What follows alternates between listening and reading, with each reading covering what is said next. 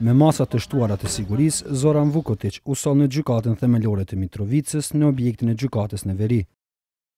Vukotić akuzohet për krime lufte mes 2 dhe 3 majit të vitit 1999 në fshatin Studime të Vushtrisë.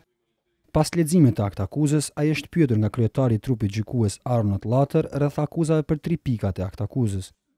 I veshur me gjinse dhe fanel të kaltër të errët, me flokë të qethur, Vukotić ka deklaruar se ndihet i pafajshëm në të gjitha akuzat e prokurorisë. Pas përfundimit të seancës, e cila nuk zgjati më shumë se 1 orë, Vukotić u largua nga selia e gjykatës me pranga në duar dhe në përcjellje të shtuar të policisë.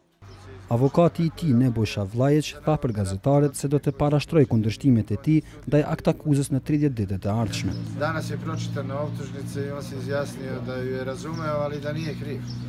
Suđenje će biti nastavljeno u zakonskom roku nakon što isteknu rokovi u kojima odbrana može da podnese prigovore protiv optužnice, što ćemo svakako učiniti u narednih 30 dana.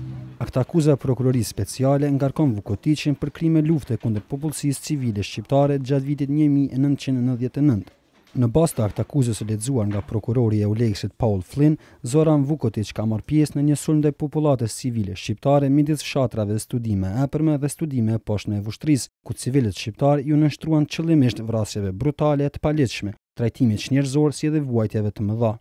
14 viktimat e identifikuara të këtij rasti janë Enver Rustolli, Hamdi Fazliu, Avdullah Fazliu, Faredin Fazliu, Ekrem Mullaku, Gjavit Mullaku, Fatmir Gërgjaliu, Eshref Rashica, Adnan Bunjaku, Haki Ademi, Shaib Gërgjaliu, Musa Gërgjaliu, Ademi dhe një 14 vjeçar tjetër i pa identifikuar.